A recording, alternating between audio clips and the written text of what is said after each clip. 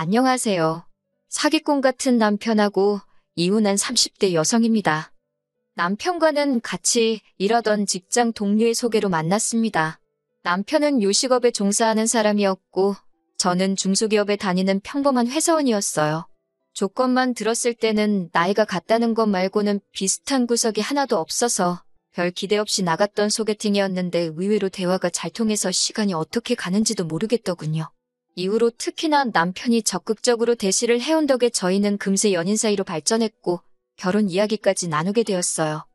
사귀는 동안 이미 충분히 서로가 어떤 사람인지는 알아왔었고 서로 사랑한다는 확신도 있었기에 결혼 이야기가 나오기 시작한 이후로는 돈 이야기를 많이 했어요. 남편의 월 수입은 한 달에 400 정도였지만 근무 시간이 워낙 길어서 잘 번다고 말하기는 어딘가 부족한 상황이었지요. 게다가 시댁은 두 분이 살고 계신 집 한 채와 나라에서 한 달에 나오는 40만 원의 연금이 전부였던 탓에 남편이 매달 얼마씩 생활비 명목으로 보내드리고 있다대요. 그래도 남편이 그런 와중에 1억이나 모아두었다 해서 결혼을 진행하게 되었습니다. 한편 저희 친정은 서울에서 2시간 거리에 있어요. 그래서 학부 시절에는 고시원에서 살았고 대학 졸업 후 취업을 하면서 월세를 알아보기 시작했네요. 그러자 친정어머니께서 8천만 원을 주시면서 여기에 대출받아서 차라리 아파트를 하나 사라시더군요. 어린 나이에 대출을 받는다는 게 겁이 나긴 했지만 그래도 월세로 생돈 나가는 것보단 낫겠다 싶어서 결국 친정어머니 말씀을 따랐습니다. 그리고 다행히 그렇게 산 아파트가 결혼 당시에는 꽤나 많이 오른 상황이었지요. 비록 저축은 2천 정도로 많이 없었지만 대출을 거의 다 상환한 상황이었고요. 상황이 이렇다 보니 남편이나 저나 굳이 양가에 손 벌리지 않고도 결혼 준비를 해나갈 수 있었습니다. 정말이지 모든 것이 제 생각보다도 쉽게 흘러가더라고요. 하지만 식을 올리고 얼마 지나지 않아 아버님과 어머님 사이가 굉장히 좋지 못하다는 사실을 알게 되었습니다. 제 앞에서는 티를 낸 적이 없으셨지만 시이모께서 귀뜸을 해주셨어요. 남편은 위로 3살 많은 신우가 있는데 신우는 이미 시집을 간 상황이었고 당신 아들인 제 남편까지 장가를 보내면 당장이라도 아버님과 황혼이혼을 하시겠다며 주변에 그렇게 말씀하고 다니셨다대요. 하지만 어머님의 원대한 계획은 결국 이루어지지 못했습니다.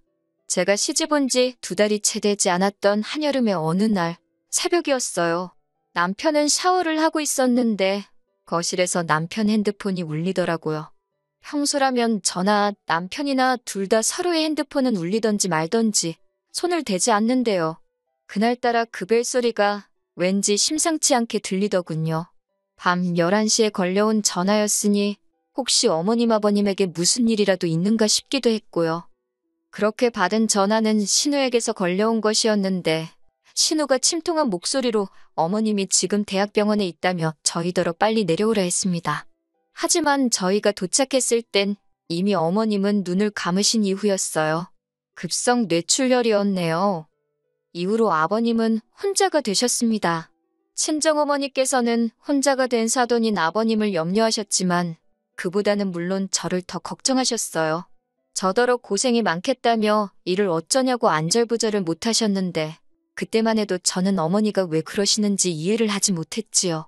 하지만 어머님이 돌아가시고 장례도 마치고 한 달 정도 지났을까요?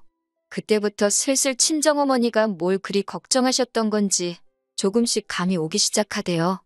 어머님 장례도 끝나고 어느 정도 상황이 정리가 돼가던 무렵 신우에게서 연락이 왔습니다. 신우는 제가 묻지도 않았는데 먼저 자기가 얼마나 힘든 시집살이를 하고 있는지 자기 이야기를 늘어놓기 시작하더군요. 받은 거 없이 빈몸으로 시집을 갔더니 시집 식구들 눈치가 보여서 친정에 신경을 쓸래도 쓸 수가 없다면서 저더러 같은 여자이고 며느리니 자기가 무슨 말을 하는지 알지 않냐고 그러면서 제가 자기 입장을 당연히 이해한다는 식으로 몰고 가더니 그래서 말인데 자기는 자기 시댁에 잘할 테니까 저더러 자기 아버지 그러니까 아버님께 신경 좀 써달라 하더라고요. 듣다 못한 제가 잘해달라는 게 무슨 말씀이시냐고 단도직입적으로 물으니 한다는 말이 뭐 자주 들여다보고 말동무도 해드리고 그러면 좋겠다고요.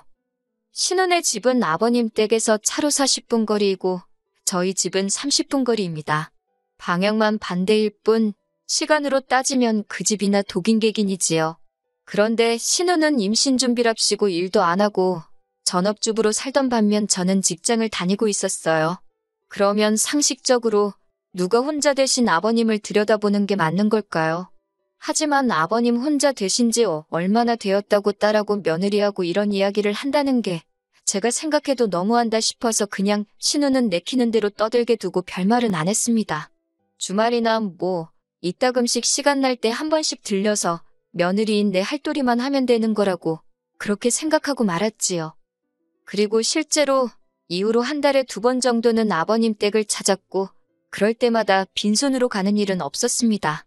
반찬이며 국이며 한 이틀 잡고 열심히 만들어서 가져다 놓고 아버님 모시고 인근으로 드라이브도 나가고 했지요. 친구분들하고 한 번씩 맛있는 것도 사드시라고 용돈도 1~20만 원 챙겨드리고 솔직히 저희가 애가 없었으니 아주 빡빡한 살림살이는 아니었거든요. 그래서 좀 더 여유 있게 신경 써드릴 수 있었어요. 그렇다고 생색을 내자는 건 아니었지만 저희도 저희 딴에는 최선을 다한 거지요. 그런데 호의가 계속되면 호구인 줄 안다, 권리인 줄 안다. 정말 사람들이 그렇게 생각하겠냐 싶었는데 정말 그렇게 생각하더라고요. 처음엔 그런 저희 마음 씀씀이에 고마워하던 남편도 언젠가부터는 고맙다는 말 대신 이번엔 이것밖에 없냐는 식으로 말을 하더라니까요. 한 번은 제가 밑반찬을 4가지 정도 만들고 국은 2가지 종류를 끓였는데 남편이 보더니 이거 가지고 며칠이나 드시겠냐면서 요새 드라마 많이 보더니 그 시간에 하나 정도는 더 할 수 있지 않았겠냐입니다. 그 소리를 듣는데 순간 말 그대로 짜증이 나더라고요. 드라마를 보든 잠을 자든 내 마음이고 반찬을 하는 것도 내 마음인데 그렇게 내가 뭐 하는지 감시하고 있을 시간에 당신이 반찬 하나라도 더하지 그랬냐고 쏘아붙여버렸습니다. 그랬더니 남편이 그제서야 한다는 소리가 자기는 농담한 거라는데 농담이나 마나 얼마나 재수가 없던지요. 그러다 아버님의 생신이 돌아왔습니다. 그런데 생신을 일주일 앞둔 시점까지도 남편도 그렇고 신우도 그렇고 가타부타 어떻게 하자는 말이 없더라고요. 꼭 저 혼자서만 어떻게 해야 할지 고민을 하는 기분이었어요. 그래도 어머님이 돌아가신 이후로 처음 맞는 아버님 생신이기도 했고 어머님이 살아계셨다면 미역국에 이것저것 챙겨드리지 않았을까 싶어서 신우에게 아버님 댁으로 오라 했습니다. 거기서 제가 미역국도 끓이고 불고기도 하고 기본적인 생일상은 차렸네요. 그런데 해놓고도 기분이 좋지는 않았습니다. 솔직히 제가 생색내고 싶어서 한 건 아니었지만 누구 하나 수고했다, 고생했다 하는 사람이 없더라고요. 마치 당연히 제 일이었다는 듯 아버님은 심지어 당신은 소고기 미역국보다 홍합 미역국을 더 좋아한다면서 몇 수저 들지도 않으시대요. 아니 누가 저한테 아버님 홍합 미역국 좋아한다고 알려준 사람이 있기란가. 그렇다고 제가 무슨 사전 조사라도 했어야 하는 건지 허탈하고 허무하더라니까요. 그래서 이후로는 솔직히 그간 반찬이고 뭐고 아버님 댁에 해가던 것들을 서서히 줄였습니다. 그 무렵 직장에서 승진을 하면서 일이 많아지기도 했고요. 다른 사람들이 어떻게 생각할지 모르겠지만 어찌됐건 저한테는 제 일과 가정이 먼저였지 아버님을 챙겨드리는 건 어디까지나 제 호의로 하는 일이었으니까요. 그렇게 한 달쯤 지났을 무렵 또다시 신우에게서 연락이 왔습니다. 자기가 엊그제 아버님 댁에 다녀왔는데 냉장고도 텅텅 비어있고 빨래도 쌓여있고 청소도 하나도 안 되어 있더라면서 그래서 자기가 그거 다 해놓고 나오느라 죽는 줄 알았다고 어찌나 앓는 소리를 하던지요. 그런 신우에게 저는 그러셨나고 고생 많이 하셨다 했습니다. 그랬더니 신우가 한다는 말이 자기가 제 할 일을 대신 해준 거라는데 황당하더라고요. 제가 신우더러 그게 왜 제 할 일이냐 하니까 신우가 그럼 시아버지를 며느리가 챙기지 누가 챙기냐고 그래요. 어찌나 뻔뻔하게 말하는지 순간 신우가 머리에 총 맞았나 그런 생각이 들더라니까요. 결국 신우더러 아버님이 저하고 피 한 방울이 섞이길 하셨냐, 아버님이 저를 키우기를 하셨냐, 아버님 은혜를 입은 언니든 아니면 제 남편이든 두 사람이 챙겨야지. 어디 가서 그런 말씀 하지 마시라고 남들이 이상하게 본다고 쏘아붙였어요. 이후로 신우도 빈정이 많이 상했는지 저에게 아버님 일로 연락을 해오는 횟수가 부쩍 줄었습니다. 솔직히 처음엔 어찌됐건 신우랑 사이가 틀어졌으니 마음이 편치는 않더라고요. 하지만 그것도 이내 있게 된 게 신우랑 틀어지고 아버님 일도 덜 신경 쓰기 시작하니까 제 시간도 많아지고 그래서 굳이 상황을 나아지게 하려는 어떤 노력 같은 걸 안 했습니다. 긁어부스럼이란 말도 있잖아요. 그러다 남편을 통해 신우의 소식을 듣게 되었는데 신우가 취직을 했답니다. 신우 집 근처에 있는 마트에서 일을 하게 되었다고요. 전업주부 생활을 즐기는 줄 알았더니 어쩐 일로 일을 다 하나 싶었지만 굳이 묻지는 않았어요. 어쨌든 잘 됐네 하는데 남편이 하는 말이 가관이 돼요. 남편이 이제 신우도 일을 하니까 아버님 돌보는 일은 제가 신경을 많이 써줘야 할 것 같답니다. 제가 남편더러 어이가 없다고 나는 결혼할 때부터 지금까지 한 번도 일을 쉰 적이 없는데 왜 신우가 일자리를 구했다고 아버님 챙기는 일이 내가 할 일이 되는 거냐며 물었습니다. 그러자 남편이 그러면 어쩌냐고 오히려 저에게 반문을 해요. 짜증이 나서 당신이랑 신우랑 둘이 머리를 맞대고 상의해보라고 나한테 떠넘길 생각하지 말라고 쏘아붙였어요. 하지만 제가 말은 그렇게 했지만 아예 아버님을 모른 척 할 수는 없잖아요. 그럴 생각도 없었고요. 그래서 예전처럼 한 달에 두세 번은 남편과 함께 때로는 혼자서 아버님을 찾았습니다. 하지만 역시나 저희 아버님 한 번을 고맙다 소리를 안 하시대요. 그래도 그냥 제 마음 편하자고 하는 일이다 생각하고 타박 안 하시는 게 어디냐 무뚝뚝한 양반이시다 그렇게 생각하고 말았습니다. 그러다 작년 여름에서 가을로 넘어가던 무렵부터 아버님이 툭하면 심심하다 외롭다 소리를 하시더라고요. 특히 혼자 식사하는 게 너무 싫으시다며 걸핏하며 저와 남편더러 아버님 댁에 들려 저녁을 같이 먹고 가라 하시는 거예요. 처음에는 몇 번 맞춰드리다가 빈도수가 일주일에 두세 번으로 잦아지면서는 도저히 안 되겠다 싶어서 저는 못 가고 남편만 가고 아니면 둘 다 못 가고 그랬습니다. 그랬더니 이건 뭐 단식투쟁도 아니고 그냥 식사를 안 하겠다고 하시는데 솔직히 저는 그런 아버님의 협박이 귀엽고 동시에 귀찮다고 느꼈을 뿐 그다지 심각하게 와닿지는 않더라고요. 하지만 아무래도 남편은 자식이니 달랐던 모양이에요. 별 걱정 없는 저를 향해서 시부모도 부모라며 장인어른이 그러셨어도 이렇게 천하태평일 수 있냐는 둥 저러다 아버님 쓰러지시면 제가 책임질 거냐는 둥 걱정을 사서 하더라고요. 그러더니 급기야 하루는 자기가 아무리 생각해봐도 달리 떠오르는 방법이 없다면서 아버님을 모시고 살잡니다. 지금 아버님이 사시는 집은 팔고 올라오시게 해야겠대요.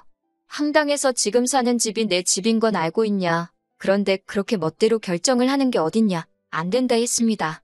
그랬더니 자기도 저랑 결혼할 때 빈손으로 온 거 아니라면서 무조건 모셔야겠다고 맞서더라고요. 남편이 1억을 들고 온 건 사실입니다. 하지만 그 1억 중 5천만 원이 남편이 몰고 다니는 차를 사는데 들어갔고 나머지 5천도 가정가구와 같은 혼수에 쓰였어요. 가정가구도 순전히 남편의 고집과 취향이 반영되다 보니 가격대가 올라갔을 뿐이고요. 그리고 저희가 살고 있는 아파트는 6억짜리였고 세금도 제 명의라는 이유로 오롯이 저 혼자 감당하기로 한 상황이었습니다. 그런데 갑자기 아버님을 모시고 오겠다니 저로서는 황당하기 짝이 없었지요. 저는 절대로 못 모시고 산다고 고집을 꺾지 않았습니다. 그랬더니 남편이 안 되겠다 싶었는지 저를 무슨 애다루듯 슬슬 구슬르기 시작하대요. 아버님이 집 팔고 나면 그 돈이 다 누구 차지가 되겠냐. 효도한 자식 몫이 되는 거다. 그러니 우리가 모셔야 한다나 어쩐다나. 남편이 하도 간곡히 부탁하고 저도 마음이 편치 않아 이리저리 생각도 하고 계산도 하고 그러다 일단 아버님 집의 시세라도 알아봐야겠다 싶어서 부동산에 가서 물으니 시장이 안 좋아서 많이 받아야 2억이나 받겠다 하대요. 그러면서 공인중개사가 지나가는 말처럼 등기부등본을 한번 확인해보라길래 말대로 했습니다. 그랬더니 세상에 대출이 1억이 넘게 걸려있더라고요. 어이가 없어서 저는 그날 밤 남편더러 대출부터 시작해서 제가 알게 된 사실들을 이야기했습니다. 그런데 남편 반응이 생각보다 뜨뜻미지근한 게 마치 알고 있던 사람 같더라고요. 그러더니 순간 뭔가 제 뒤통수를 강하게 후려치는 느낌이 들었고 제가 남편에게 아버님이 받으신 대출이 혹시 당신이 결혼할 때 모았다며 들고 온 돈이냐 물었습니다. 그랬더니 남편이 아니라고 부정을 안 하더라고요. 그리고 얼마간의 시간이 흘렀을까요? 남편이 난데없이 미안하다 하더니 그래도 1억 전부는 아니고 3천은 자기가 모은 돈이 맞답니다. 황당하고 기가 차서 뭐라고 대꾸해야 할지도 모르겠더군요. 그런 저를 향해 남편이 한다는 말이 이제 저도 자기가 왜 아버님을 모시고 살자 하는지 좀 이해가 되지 않냐면서 우리가 결혼할 때 받은 것도 있으니 우리가 쓴 돈 갚는다 생각하고 모시고 살잡니다. 그놈의 우리가 소리를 얼마나 해대던지 화가 머리끝까지 난 제가 우리가 소리 한 번만 더 하면 입을 찢어놓겠다 했어요. 그리고 우리는 무슨 우리 개풀 뜯어먹는 소리 하지 말라고 애시당초 당신이 모아둔 돈이 3천밖에 없다 했으면 결혼을 좀 미루더라도 기다렸을 거라고 나한테 거짓말 친 것도 부족해서 책임은 같이 지자니 무슨 사람이 일이 뻔뻔하냐고 따지고 들었습니다. 이후로 남편은 저를 너무 사랑해서 그랬다. 놓칠까봐 무서웠다. 온갖 가머니설로 제 마음을 돌려놓으려고 하더라고요. 하지만 생각할수록 남편이 괘씸하고 그렇다고 혼자 지내실 아버님을 모른 척 하자니 제 마음이 너무 불편해서 말 그대로 이 꼴저 꼴 안 보고 지내는 게 최선이겠다 싶더라고요. 그래서 남편에게 헤어지자 했습니다. 겨우 2년 살고 이렇게 끝을 볼 줄 알았다면 처음부터 시작도 하지 않았을 거라는 원망을 퍼붓고는 끝내자 했어요. 남편은 아버님 모시고 살자 소리는 다시 안 하겠다며 자기의 진심을 알아달라고 말 그대로 제 바짓가랑이를 잡고 늘어졌지만 제가 제 성격에 끌려다니게 될 걸 너무 잘 알았기에 냉정하게 뿌리쳤네요. 결국 남편은 제 집에서 나갔고 위자료는 따로 오가지 않았습니다. 가져온 1억에서 남편 차값과 결혼식 비용 그리고 남편이 우겨서 산 가정가구 등을 제외하고 나니 한 1,000만 원 정도 남더라고요. 신호가 그 1,000만 원은 돌려달라고 민사를 꺼내 어쩌네 하길래 걸라 했습니다. 이 부분은 앞으로 어떻게 될지 모르겠는데 적어도 저도 당하고만 있지는 않겠다는 생각이에요. 그렇게 헤어진 지 이제 막 2달이 되어가네요. 시간은 참 빨리 흘러가고 사람 마음도 금세 무뎌져 가지요. 남편의 행복을 빌어줄 정도로 제가 대인배는 못 되지만 적어도 아버님만큼은 어디 아프지 마시고 남은 여생 외롭지 않게 지내다 가셨으면 좋겠습니다.